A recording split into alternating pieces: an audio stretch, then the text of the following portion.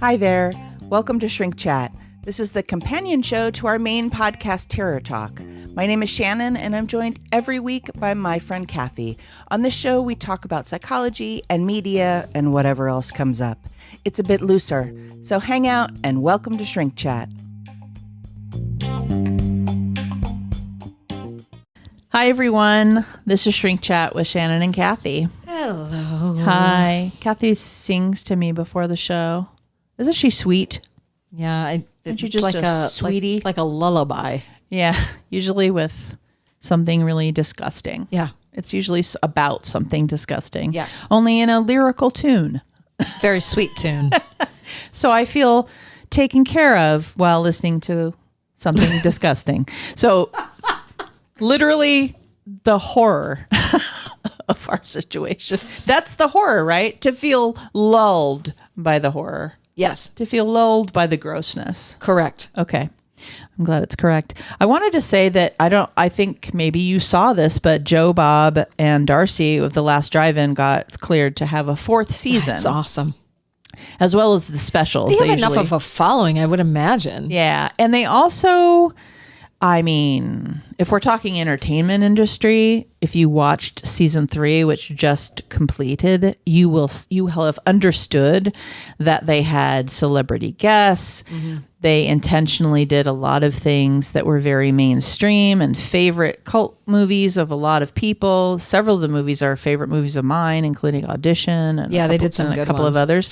And that is, I mean, y'all know that's a way to get people to come and watch, and that's also a way to elevate your brand. And they did that this year. And some people were disgruntled by that, like the old drive-in Joe Bob Monster Vision fans are like, there's too mainstream, blah, blah, blah. And I'm like, yeah. And we watched Things or whatever that movie was. So there was a yin and a yang to the, they had Eli Roth on for 12 hours, but they also showed Things. They really did have him on for 12 hours. He was exhausting. He's pretty boring. That guy. He was really exhausting. Whatever you think about his movies, it was it needed an edit. Like Jericho was the best guest. He's very entertaining. He was hilarious. Have you listened to his podcast? He's a pretty entertaining but I kind dude. of want to now. Yeah, he's an entertaining dude. So, but I wanted to mention they got a 4th season, so that's exciting. And it's exciting on our Discord too, because then we will continue to watch them. We literally have a channel for The Last Drive-In, so. I did want to mention that, it's July 2nd today, so happy 4th of July. Yay. And I did the July schedule for the Discord, and we're watching lots of summer flicks. We're doing Shark Week, which I'll talk about more next week. Watching lots of horror shark flicks and our normal Thursday night movies, which are super fun, near dark, etc. We'll talk about it later, but join us because we would like to have you on our Patreon because we enjoy it. The other thing we actually just did is we wrapped up a book of we have a horror thriller book club as part of our Patreon membership. And we are often reading more than one book at once, FYI. But we just finished Clive Barker's Mr. Be Gone. Mm-hmm. And just before we recorded this episode, we had our book club, which I love. This book actually brought up a lot of interesting chat. So tell the folks what you thought of the book, Miss Kathy. Oh my gosh. I don't know. There's Mr. Be Gone. Yeah. Overall, I liked it. Yeah. I think it took a little bit of getting into. I think it's not broken up into chapters. There's like no chapters, page breaks and stuff. But I would say the first quarter of the book, it took some warming up. Okay. But then once it moved into it, it intrigued me. And it's really like a war between heaven and hell told from the perspective of one of the demons as the narrator and who's trapped in the book. And it's a cool concept. Mm-hmm. And there were some really great elements. Barker, the second half of the book, he becomes very vivid in his descriptions between the angels and the demons. And there's some, dark humor in there, and you start to care about the characters a little bit more. And yeah, I mean, overall, it was entertaining. I don't think I'd read it again. Yeah, it's a different kind of book. Yeah. I mean, we were talking about in the book club how Barker does not shy away from doing different kinds of things in his career with his writing. He doesn't always write horror, and this was a departure from some of the things he's most known for. I have not read a lot of Clive Barker, but a couple of the people that we were talking about the book with have read a lot of Barker. Like they, Blue and Ice both sounded like they have a knowledge of his overall work, and I don't. So that's an interesting take for me. I think Blue was saying like the more complex he's got, like if he's going to describe 12 things and layer them, he's really good at that. But then when he's got one point to make, it takes 20 pages and it gets a little laborious, at least in this book, right? I think you were also saying that the last, I guess, third of the book became really vivid and exciting for you. Yeah, I think the way that Barker depicts some of these scenes it's not really between heaven and hell because they're on earth, but it's between the angels and the demons, and the main demon, the narrator, ends up in some ways becoming taking a back seat and almost just giving us more of the story through his lens versus the beginning of the book that's much more about him. And I think that's another reason why I liked the second half, is because I didn't really care that much about him. So once we had more people involved in relation to him and how they were affecting him and what was going on in the world, then it became not relatable. I don't see angels and demons when I'm walking around, but I also think there's a lot of metaphor used, and I don't know, it became much more complex and integrative and visual and less about this narrator that I really ended up not caring very much about. Right. When the world expanded. Right. For sure. And when I was joking about how he's kind of a whinger. He's kind of a whiner. He is a whiner. I mean, whinge is the British version of whining.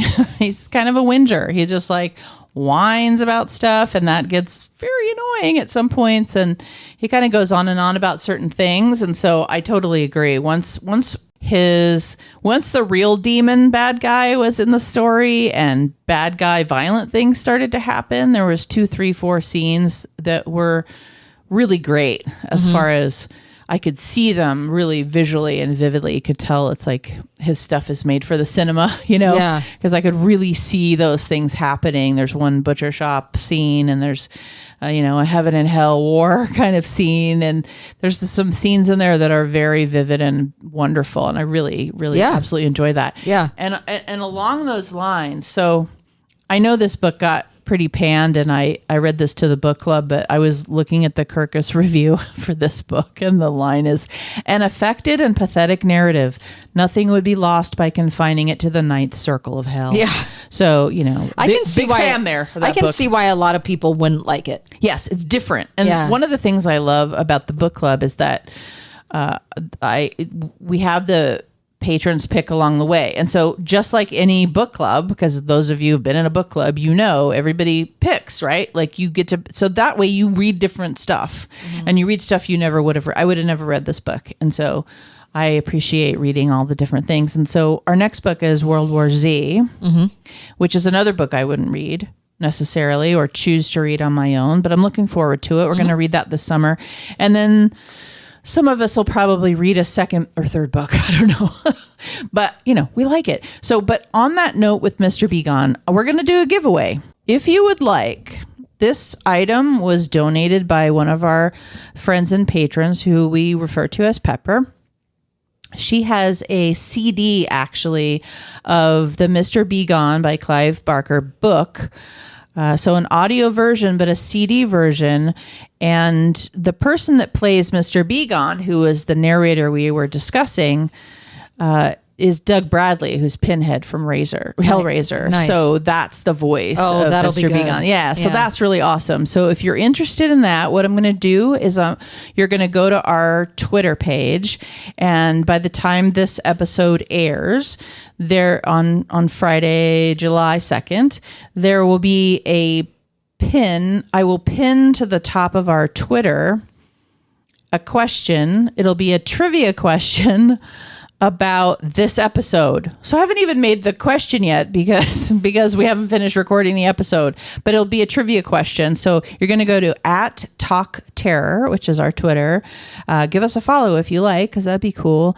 And then in that pinned tweet, you're going to comment. So use a comment of the right answer to the question, right? So if you get the question, if you answer the first person to answer the question right, I will direct message you, or you can just direct message me or @TalkTerror your information so that I can send you the CD.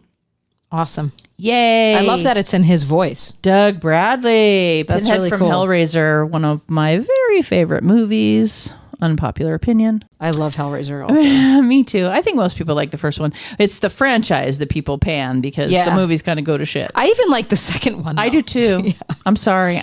There are pieces of each one that I kind of enjoy. Mm-hmm. So they just each have a different quality. Someday I'll have to do a Hellraiser like series discussion or something. Maybe I'll do them as my watches, on our show. You're also, I believe I talked about My Best Friend's Exorcism by Grady Hendrix on the show a while back, and you immediately bought it. And what's your take so far? I'm obsessed. Nice. I'm obsessed. You weren't kidding. First of all, the book, because I'm such a visual person, total Libra. Let's talk about Libras. Astrology. We're very visual, and the book looks like the cover of an 80s VHS tape. Yeah. That's kind of worn down. Yes. So actually, when I first got the book, I'm like, I didn't buy it used. And I open it, I'm like, oh, that's so cool. And it's got like the stickers on it, like you would see on the old VHS tapes. Yes. It almost looks like from a distance, it looks like the cover of Labyrinth. Yeah. It has just already like aesthetically, it's awesome, and then it's everything from my childhood or obsession with E.T. all the way through and just the female bonding stuff all mixed in. And I think they say this in the back of the book. It's a combination of 16 candles and a horror story. Like totally. It's the coolest ride ever. And I'm only like a quarter in because I was finishing Mr. Begone, but we're getting a break with the holiday and I'm going to take it on the plane with me. And I'm like, between that and watching Black Mirror season 5, it's going to be my my self-care. Nice. It's so much Black Mirror self-care. That's hilarious. It's better than grading papers. Oh, yeah, for sure. This is really, I recommend anyone who loved whether you were a child of the 80s or have some association with it and like the pop culture around it, or liked the Choose Your Own Adventure books or whatever, this is so good. Yeah, do yourself a favor. I'm so glad you took my advice and like immediately got it, because I just, as soon as I was reading, I was like, Kathy would just love this. I love this so much. And let me tell you, it like gets there. Like, even though the first quarter of the book or the first third of the book is heavily with that stuff, and then it gets more into more of the story and the exorcism and stuff. It's always set in the 80s, so there's always little bits and pieces along the way, but it goes heavy into their relationship and stuff. So I think you're really gonna like it. It's getting, I think I'm at the point where they've just taken her home from that night, and she's like, what happened to me? Sure. Yeah. And you're like, oh shit. I'm like, here it goes. She's tripping. Go get her. Yeah, no, perfect. I'm really glad you're enjoying it. I also wanted to give a quick shout out to a new patron we have, whose name is Steve. So thank you so much for becoming a patron. Go check us out if you want to give us a little support. We would love to have you there. We do extra content on the, you don't even have to join the Discord if you don't want to, although that's where we hang out a lot and watch stuff and do our book club, but you don't have to do that. You can just become a patron, and there's extra content, mini casts every week on our Patreon. So thank you, Steve, for becoming a new patron. And next, we'd like to do a little segment we like to call Horror Facts with Kath. Take it away. Okay, Shannon. Right. You ready? Yeah, I'm so ready. You always get these. Okay. Sure. Number one. I hate you. This movie was Marvel's first critical and financial success in cinemas, saving the superhero genre. Okay. Number two. An early version of the movie had a scene with a vampire fetus in a jar for testing weapons. That's what it was in the jar for. Yeah. Okay. The studio thought it was off-putting, so they left it out. Yeah. You think? Yep. Number 3, this vampire has a moral compass, so he doesn't act out on his bloodlust, but he's often tempted. Number 4, he was known as the Daywalker, unaffected by sunlight. Curing him of his need for blood would take that power away. Like the main character? Okay. And then the last one is he himself is a vampire hunter. I don't know. Blade. Ah, I love that movie. Funny how you forgot all the facts. Well, it's funny. Well, you know what's the most funny? Actually, I didn't remember half of those. I don't think about it as a Marvel movie. Exactly. That's really. I thought it was. Really why. I thought it was interesting that it saved. I didn't know that it had saved all that, though. That's probably the fact that messed me up, because I just don't think about it that way, because it didn't matter at the time, right? Yeah. When Blade came out, we weren't doing these like massive world building franchises. Right. At least I don't remember it that way. Yep. So yeah, no, I don't even think about it as a Marvel movie, but yeah, Blade. I just rewatched Blade. Well, I probably watch it every year, but I watched it recently, a couple of months back, after not having watched it for several years. And I really enjoyed it. I still enjoy that movie. I mean, it's got the cheesy tropes of that time and all of that, but I really enjoyed it. So yay, thank you so much for that. Right. So we did a buddy watch of Dead Calm. So what we're doing right now through July and August is that every other week on Shrink Chat, we are picking...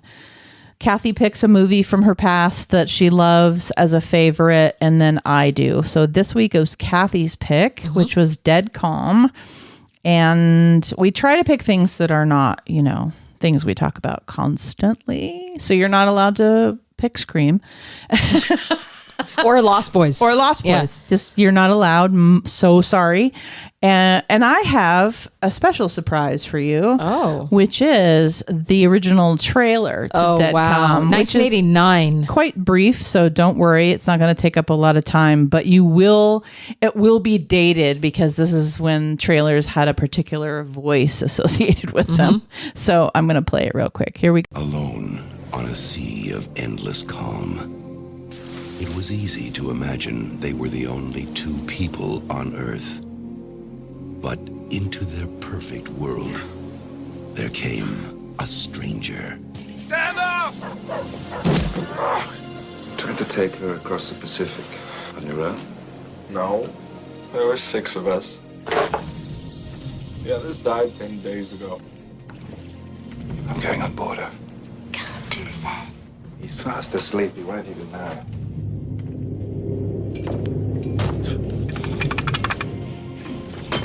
God, you're pretty.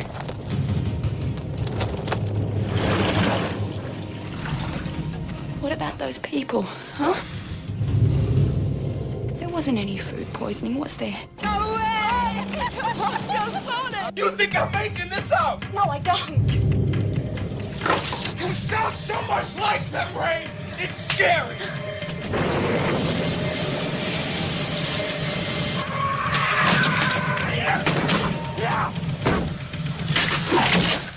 Dead Calm, a voyage into fear. From the makers of The Road Warrior and Mad Max. I like that little part at the end. Yeah, they're like advertising their other stuff at the time. But I just thought you might enjoy that because, of course, it's got the guy who did all the movie trailers At that time. in the 1980s. Totally. Like, that's that guy's yeah, voice, right? Yeah, he had a good voice, too. Yeah. And then like 10 years later, they found a different guy that sounded just like him, and he did all the movie trailers. It's like quite the cottage industry. That was his living. So it was just interesting. I thought, what was it like to watch this movie for you again? Or why did you pick it? Or I remember it being... So my older brothers were always like my biggest influence for watching horror and thriller. And my mom too. Like we all grew up, it was like such a big genre in our house, I think, other than my dad. And he had great taste, but like other genres. And so I remember this being one of those that my brother was like, Kathy, you have to watch this. And like Billy Zane's so creepy in it. And it was like such an early movie for Nicole Kidman. I think it may have been before Days of Thunder or around that time.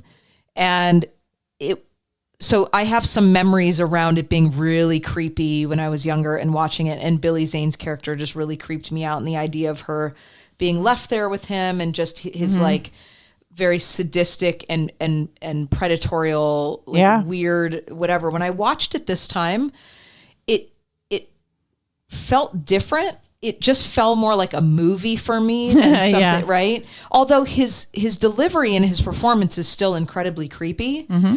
It just felt different. You watched it at different times in your life. Absolutely. I didn't remember this movie. I mean, once I started watching it, I do remember it, but it didn't, it didn't hit me in the way it did you, or I didn't watch it back in the day in the way you did. So I would say I prefer Cape Fear, which is basically the same type of idea, right? Just a much more complex story, but it's the same type of idea in a different way. I personally, oh my God, this is like, home invasions are the worst kind of movies for me. I really find them very disturbing. Yeah. And this is that. This is basically that. You're on a boat in the middle of nowhere, doing your thing, feeling like you're safe in the world, and then you're invaded and there's really nowhere to go. I mean, you're on a boat. What's more isolating? It's an isolation horror. What's more isolating than being on a boat in the middle of nowhere, like pirates, etc.? Like, anybody can just come up to your boat, come aboard, and take over with violence. So that's this type of situation. And that is incredibly scary to me. So I was like, la, la, la, la in the beginning. But I will say that after the initial anxiety of knowing that the person's coming towards the boat, I'm like, this is what's happening. Oh no, oh no, oh no. He's going to get on there and he's going to kill everyone and rape and pillage. And I don't know what's going to happen, because I really didn't remember the movie. So there was all of that anxiety, which we get from watching horror, about what's going to happen. So once it actually was starting to execute what was happening, and then Nicole Kidman was trying to get out of it or whatever, try to save herself, etc., I did not find it as horrifying going forward, but there was a bunch of anxiety for me in the different kinds of ways. Of course, she's being held captive. And so then she tries 3, 4, 5 different ways where she's trying to get on the, trying to dose them with drugs and trying to get on the phone on the radio to get help and all of that. And you just you have that anxiety that she's going to get suspense, that she's going to get caught. Right? Yeah, there's a lot of suspense. There's that suspense. So I did feel that way from time to time, but I also did not find it as scary as I thought I might. I remember the very last scene from when I was a kid, that scene where he, comes back and his hands are all bloody and all that stuff. But I also thought the other part that made it somewhat scary is he intentionally gets Sam Neill off the boat. So he's left with her, and Sam Neill's just, distracted trying to do this good deed as he's about to get killed over there. So yeah, I haven't watched it since I was younger, and it's just interesting to rewatch it. But I like all 3 of those actors. Yes, absolutely. Cool. Right on. Yeah. You know what I forgot to do or forgot to talk about before we started getting into movies is you were going to talk about Halloween Kills, I think. I'm just excited. I know by the time this airs, it's been out probably now for close to a week, but the very anticipated trailer for Halloween Kills finally came out. The movie comes out this October 15th, right around my birthday. I'm super excited, and we'll get to see it in the theater, which is really cool. So, very cool. I'm going to play. Do we have a Yeah, you want to play a little piece of it? Yeah, let's play it. I realize maybe you guys, but why not? We like hearing. It's a lot of visuals, so I cut off the beginning of the trailer because that's really just looking at, badass Michael Myers. So hold on. My grandmother was right. The boogeyman was real. It's over. We can't hurt anyone ever again. No one told you. Told me what? Somebody in there? Michael Myers is alive.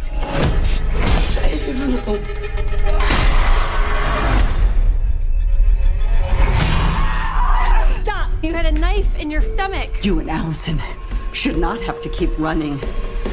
Evil dies tonight.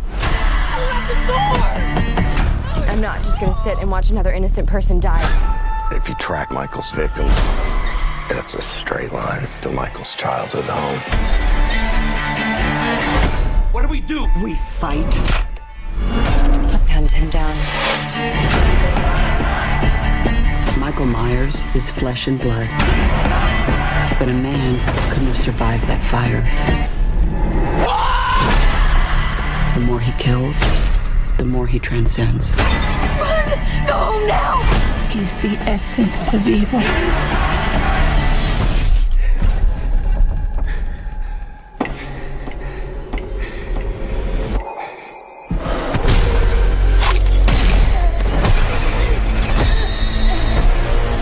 Do it!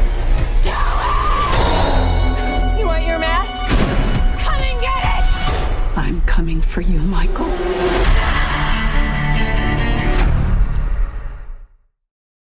I don't care how many times Halloween comes out with Jamie Lee Curtis in it, I will go see it. And the trailers are always so awesome that She'll be in it till she's dead, as far as we're concerned. People just keep making them. Well, people are just like, this franchise needs to end. I'm like, why? No, shut up. It's just shut up and go enjoy it. Why does it have to end? There's only They're 2 more good. anyway. They're good. They're so good. I mean, what other franchises are still making pretty good movies? I mean, Child's Play is making some okay movies along the way. I mean, we're not getting amazing Friday the 13th. We're not getting amazing Hellraisers. We're not getting anything. Like, these last couple of films are good. Well, and I think with Child's Play and all of that, I think the understanding is that it is crappy and Leprechauns have gone to hell. So right, but I'm saying I think that people go to this believing that it's going to be good, and they're like, stop trying to pretend like this is still a good friend. It's a great franchise, and if you don't like it, something is really wrong with you. Oh, she's so adamant about that. This is one of the best, if not the best, horror franchise. Sorry. No, I understand. Not sorry. Okay. You've heard it here, Kathy's opinion, in case you didn't know. We know this. And that's why we've talked a lot about, we've done whole episodes on Michael Myers. We did a whole episode on the whole franchise talking about each film. So we're good. Yeah. Yep. So what else did you watch?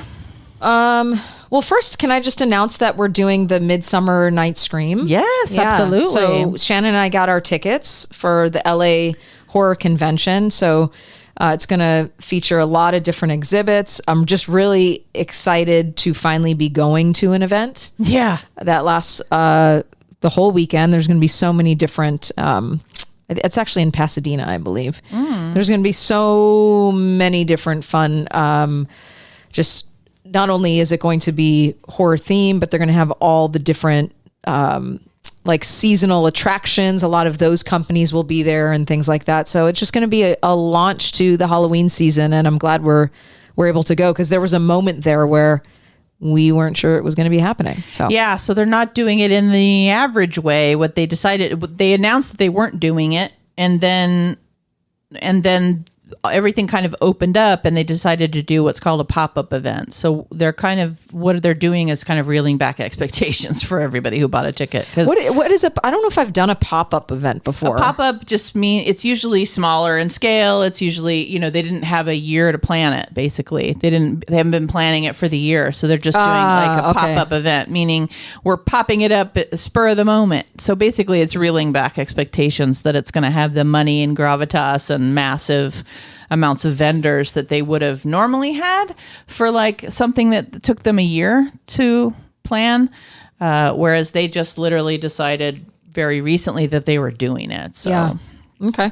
But the tickets weren't that expensive, so I mean, I'll be excited for whatever because we need Halloween in our lives. We do. And it's the launch of the season, and so many other fun activities that you and I are going to do after that.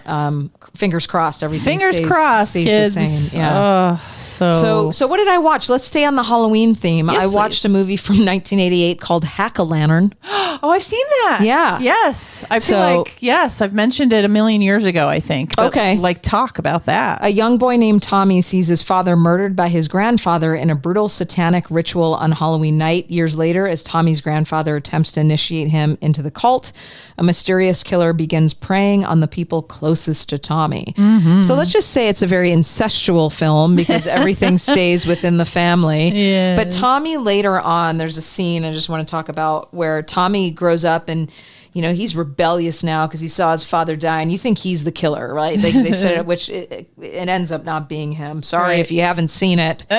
But there's a scene, he joins a band And there's a scene where he does this music video, and there's a scene where they're singing a song called The Devil's Son. And the lead singer is like shooting out green lasers out of her eyes, which causes the lead guitarist's head to explode. It's like, it's just a very, you're watching it and it's supposed to be cool, like the effects of that time. And it's pretty hysterical. It's hilarious. Yeah. I mean, it's a fun one. It's a fun culty one. So I was like, I'm on this. I've been watching a lot of them that are like on Halloween night, these slashers, these cult ones. And I came across this one. I said, sounds kind of fun. It was fun. You're just jonesing for the Halloween. Hack-o'-lantern, the power is in the blood. Oh, nice. What they're talking about there, Shannon, is they mean within the family. I see. Thank you for that. Yeah, that means genetics. I would have needed some assistance with understanding That's why I that. explained it. Thank you so much. I watched a movie called The Djinn, 2021 horror mystery thriller, hour and 22 minutes. Let me just read the little synopsis. It's just a line, really. A mute boy becomes trapped in his apartment with a sinister monster after making a wish to fulfill his heart's greatest desire.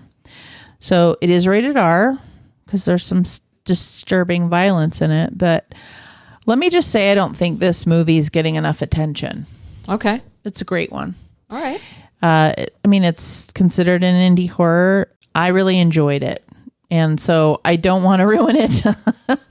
But the performance by the lead, there's this kid that's the lead performer, obviously, Ezra Dewey. And he's exceptional. It's well paced, it's scary, it's effective. There's a monster. I was scared and it was good.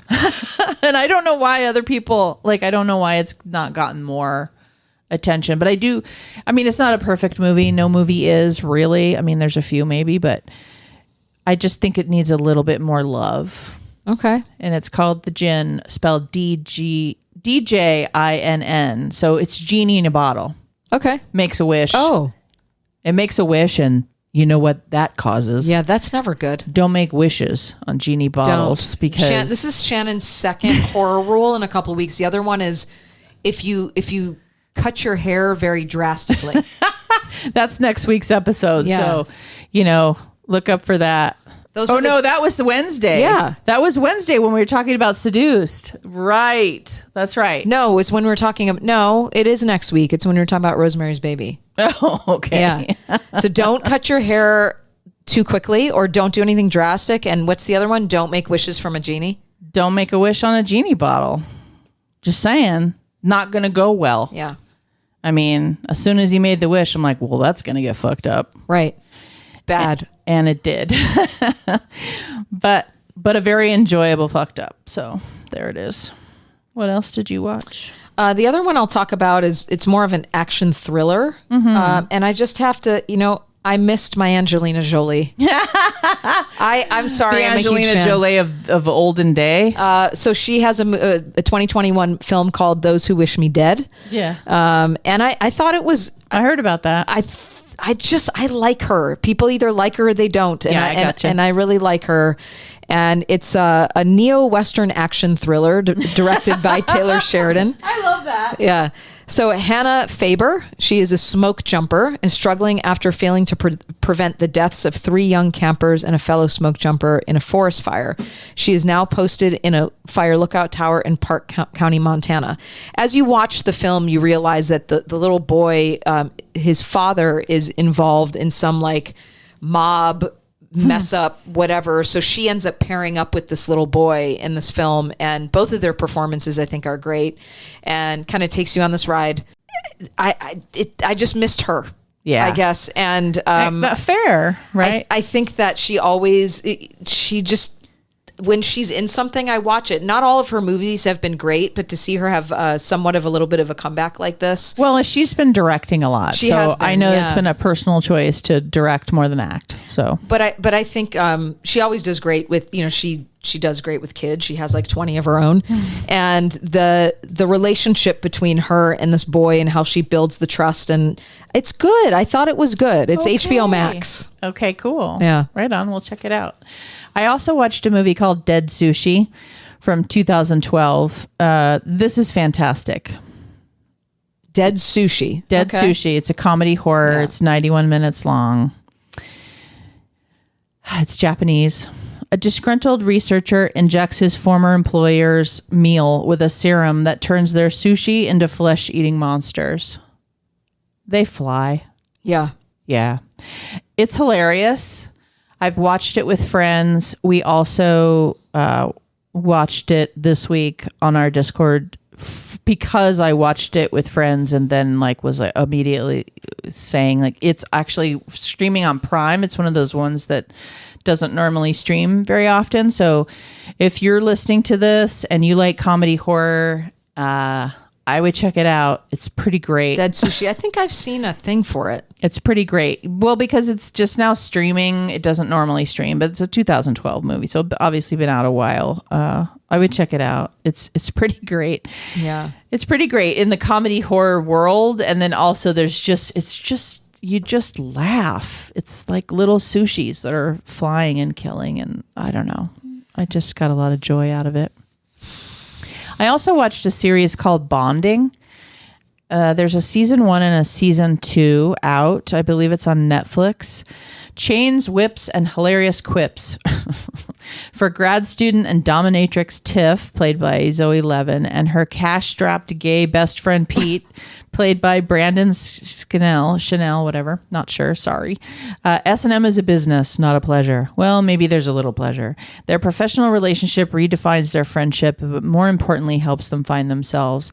So this was a lot of fun. Little short episodes. I think every episode is probably 15 or 20 minutes long. Yeah. So it's really bingeable. There's 2 seasons. It's very funny.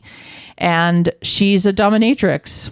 And it's hilarious. Yeah, Netflix. There's only 7 episodes in Bonding. season 1 and 8 episodes in season 2. I just like some more eyes on it because I found it very entertaining. Yeah. So there's that. Oh, did you watch The Perfection with us on the Discord? No, I missed that night. Okay. Yeah. I wanted to mention it because I almost watched it later, but I didn't have time. Yeah, I think you might like it. Okay. It was a patron suggestion. Blue suggested it as a movie watch, and I really liked it. 2018 was a horror mystery thriller, 90 minutes long, and it has our girl from Girls. It has Which one? Allison Williams. Oh, okay. A troubled musical prodigy and a new star pupil embark down a sinister path. Yes, they do. I would, it's entertaining. It's entertaining and a little bit surprising along the way. It's a little bit insane. And I liked it a lot. I think I saw the preview for that one too, because I recognized her on it. It's got, blood splatter and some gore in it and some body horror, but it also, but that's not, it's kind of like trashy art. Okay. I liked it a lot. I just had never seen it before, I don't think. I felt like it was familiar, so maybe, but then I was like, no, I don't think I have. And it was a patron suggestion, and I programmed it, and I don't know. I thought it was really good, and we don't say that about everything, do we? No. Did you watch anything else you'd like to share? I watched the video Dead a few weeks ago, and I was willing. I don't know if I was willing to share it or not because it's just such an old. I was resistant to sharing. Have you ever seen it? No. Oh, okay. Oh, it's boy. from 1987. Oh, okay. Yeah. Your heyday. I'll just give you the synopsis. Yes, tell us also about pretty it. terrible.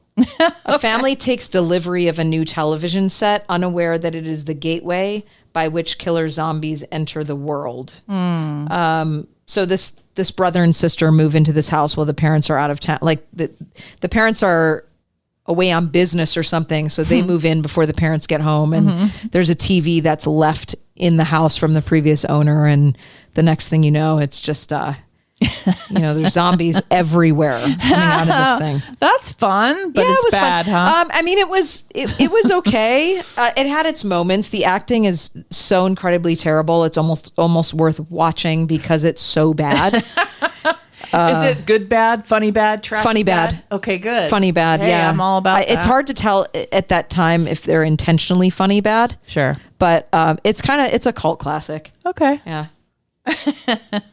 You and I watched the Tourist Trap Joe Bob version together. Oh my God. Did you enjoy that? Because I know actually I think I chose that Joe Bob. We were doing a little like, oh, the Joe Bob season is over. We should watch an old episode. So I programmed the Tourist Trap episode, which is the first movie of the first marathon he did on Shudder. Yeah. And I actually chose that because I know it's one of your faves. That movie, I hate dolls and I hate mannequins, and that's everything in there, plus like a really sadistic, weird, creepy serial killer that is... Kathy was literally screaming via text during the whole thing. I know, and then Ice is making fun of me, and Pepper's sitting back eating popcorn over it. She's like, I'm watching Kathy watching this. I think I just have... Yeah, I have such those are your like weak points. Those dolls and points. Mannequins, all the uncanny valley stuff. But then you like that too. Yeah, you like to be scared, oh, right? Of course, we I enjoy all do, it. right? Yeah. We all do. 1979, Tourist Trap. Tourist Trap is a classic. I mean, most people who are into horror have seen it. Absolutely. Yeah. And so I would recommend getting Shudder and then watching the Joe Bob version because it's one it's one of Joe Bob's favorite movies. So it's really fun to watch him kind of talk about it, and he knows a lot about it as he does about most things. But, yeah. I mean, and Chuck Connors is in it. Yeah. And Tanya Roberts. He talks about Tanya Roberts a lot in the commentary she's a hottie, and Yeah. she wasn't super famous when she was in this movie. So there's some pretty disturbing scenes in this movie. Well, there's a lot of mannequins. Yeah, but I still... I'm just saying that's disturbing. Yeah. Giallo. Giallo.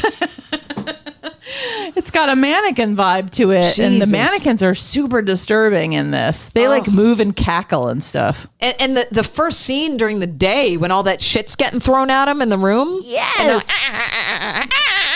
That's what it sounds like. And it's like... Sound effects. I love it. It's so bad. It's so bad. It's good. In a 1979 mannequin way. I just think the mannequins are exceptional. They are. And then, of course, how the plot and the story goes with the mannequins is also pretty hilarious and trashy and fun. And the whole time, I'm like, how do these people not know that he murdered his wife? Oh, yes. There's plenty of plot holes. But we enjoyed it, and it'd be a great thing to watch with some friends because the Joe Bob like pieces of it give you a break to learn something about it and get a drink and talk about it and stuff like that. So it's a fun movie to do that. It is. Thank you so much for listening, and have a very, very safe and happy 4th of July. This has been an episode of Shrink Chat. My name is Shannon. And I'm Kathy. Sleep safe, everyone.